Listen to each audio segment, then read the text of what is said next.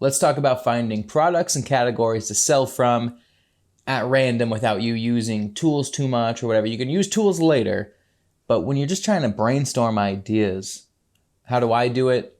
This is how I found helpful.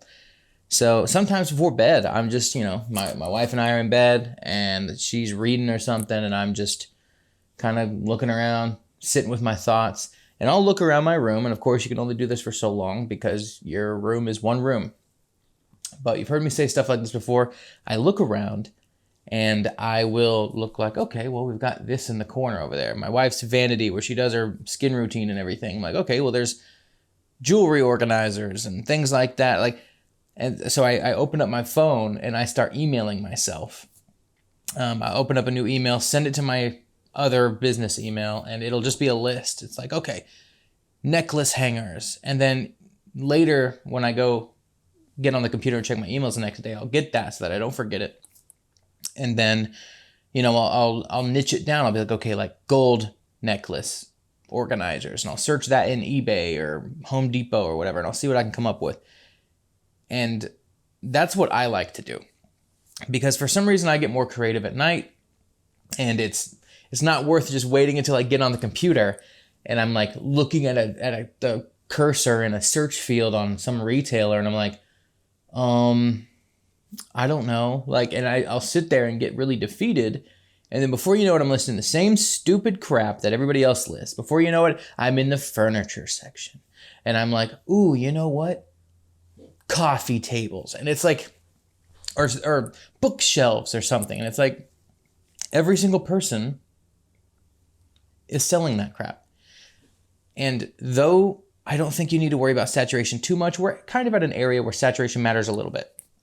So it's worth selling unique things. And it's already hard to sell unique things when we're all using like a handful of the same retailers.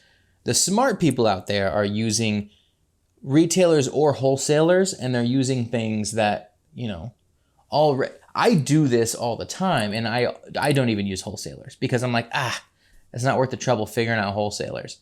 Well, anybody who put in that much more work than I did to get to wholesalers is going to be doing better than me. So that's something to think about.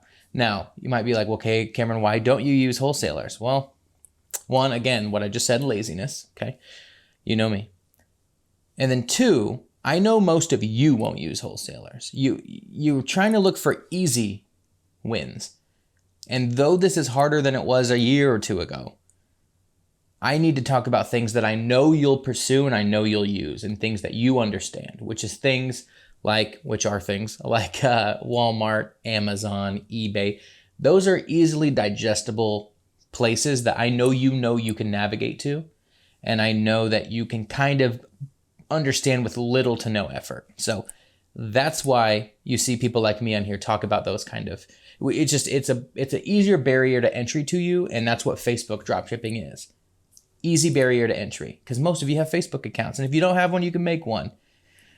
But look around you in moments where you're bored, like if you're at a doctor's office, or if you're, just waiting in the car while somebody's doing something.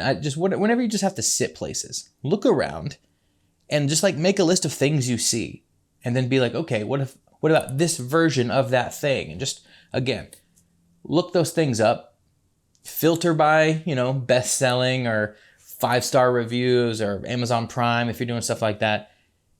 Make sure that they're good items, and then maybe just don't pick the first 20 of them. Maybe go to a page or two deep, make sure that it fits all your criteria still, and list those instead. That's just it's a simple way to kind of set you up for a little bit more success than just thinking of furniture, searching furniture. That's your thing. You need to get longer search keywords in there. It can't just be like cars and then be like, oh, okay, I'll list that whole page of cars. It's like, no. And by cars, I mean the stuff that'll pop up is like car stuff and toys and stuff like that. You need to really, when you're searching for things to sell, if you're not doing the product research tools like how FBM Fox has that, then you at least need to be niching down yourself and having the small amount of discipline that it is to get things moving. And get things niched down enough. And I don't mean niches and only have your store be one niche or whatever. I just mean I'm probably just repeating myself. niche down what you're listing so that it's unique. That's the end goal. It just needs to be unique. You don't need to be the only person selling it, but you don't need to be 1 out of 3,000 selling it, you know? So I could just talk about this forever. In fact, no, I won't. I was going to be like, let's just keep talking about it. But no, I'll save that for later if you guys have more questions and stuff. But thank you for watching, and I'll see you next time.